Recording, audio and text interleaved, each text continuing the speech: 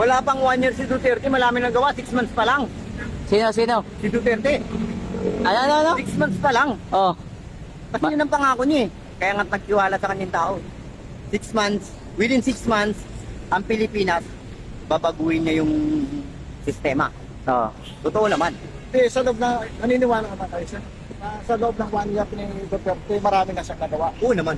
Oh. Napakarami niyang Ano nagawa. mga nagawa ni Pangulong Duterte? Unang-una, ang sabi niya, ibigay natin sa kapwa natin ang respeto. Oh. Bigyan natin sila ng respeto. Lalong-lalo na ang mga pulis. Ngayon, ang tanong ng tao, paano pagkakatiwala ng pulis eh, anak ng tinapa. Yan ang lisensyadong kriminal. Sabi nga nila, di ba? Pero, mangyayari yan. Totoo naman. Nangyari. Kasi nga, ang ginawa niya, pinahugot niya lahat ng skalawag. At pinadala niya sa amin. Duterte. Ngayon, skalawag ka. Hindi ka pwede makarating sa amin. Kasi alam ng mga taga na skalawag ka nga eh. Oh. Papatayin ka. So, para magkaroon ng respeto ang tao, kailangan ng mga skalawag wala. Mawawala. So, di ba ginawa niya? So, nagkaroon uli ng respeto ang tao sa pulis. Kasi nga, siyempre, sinala niya lahat eh. Panahon ni Digong. Oo. Nandun tayong may mga puntong hindi natin malalahat. Di ba? Hindi natin malalahat. Pero, disimulado sa ngayon. Sa ngayon ha, disimulado. Pwede mong irespeto ang pulis. Oo. Hindi katulad nung mga panahong nakaraan. Di ba?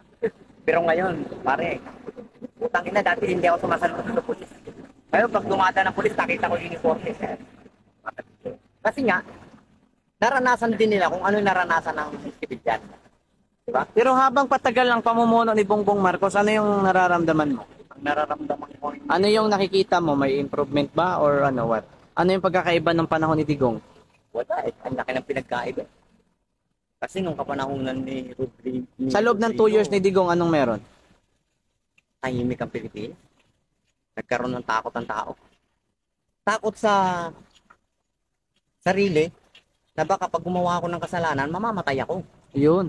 Yun, di ba? Yun yung panahon na sabi nga nila, ikaw na ang pinakamatapang na tao kung gagawa ka ng kabalbalan sa kapanahonan ni Digong. Kasi alam mo sa sarili mo, alam nating lahat na maaaring ikamatay mo yan. Diba?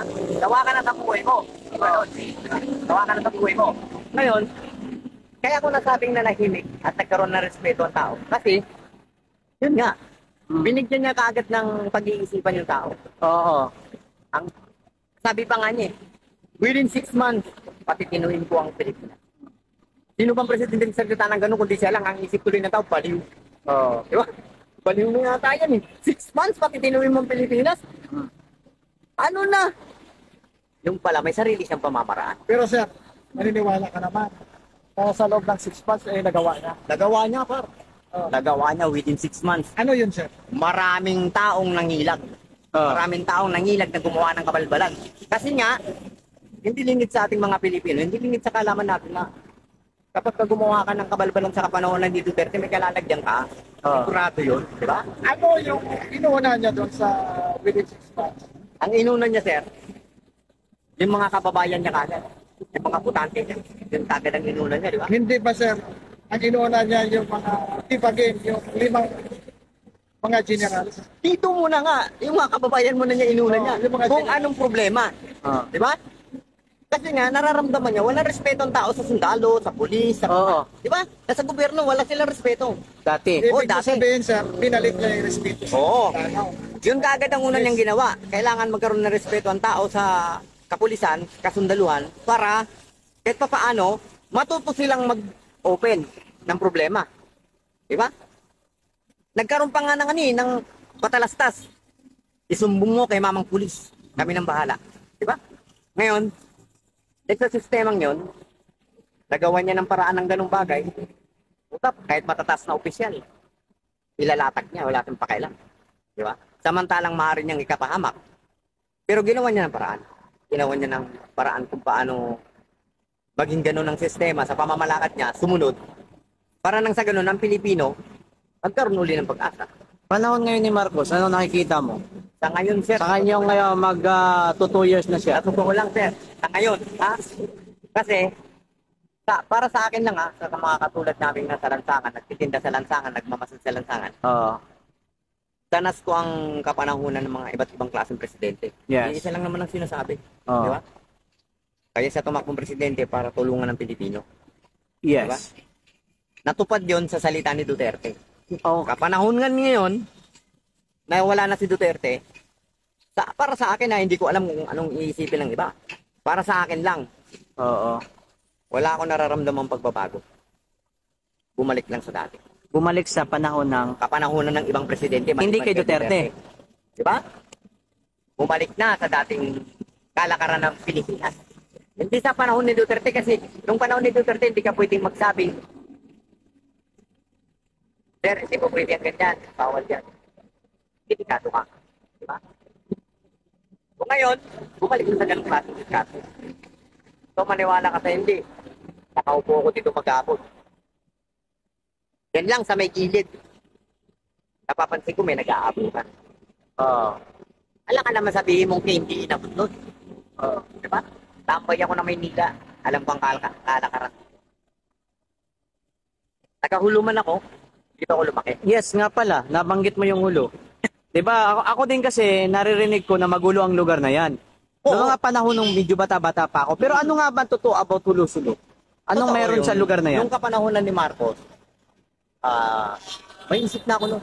Nag-aaral na ako, 7 taon na ako nun. Kapanahonan ni Marcos, 2 beses siya naging presidente sa panahon ko eh.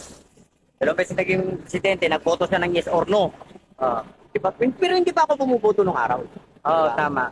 Kapanahonan ni Marcos, ang laging sinasabi ni Marcos, mga kapatid ni staff, huwag po nating bigyan ng pagkakataon ang gobyerno na magalit sa atin. Patuto po tayong makibagay dahil ako lahat ginagawa ko para sa inyo para manahimik ang lugar nyo na yan. Oo. So, ibig lang sabihin nun, minamanipulate ng gobyerno ng kapanahonan ni Marcos na matanda ang lugar namin para wag magkagulo. Mm. Di ba? Ibinibigay niya ang hinihingi ng gobyerno namin para wag mag-isip ng gulo. Kasi nga, ang Islam, ang utak kasi ng tao. Pero ang totoo nun, lahat naman ng tao sa Pilipinas, Islam eh. Yun ang panahon ng araw. Di ba? Nagkawatak-watak lang dahil sa pumasok na lintik ng mga taga-ibang bansa. Kaya nagkaroon ng Kristyanismo. Pero ang totoo nun, Ngayon, nung panahon ngayon ni Digong, anong sitwasyon sa Hulo? nung kapanahonan ni Digong Edo na yun, yung sinasabi kong kailangan magkaroon ng respeto ang tao. Di ba?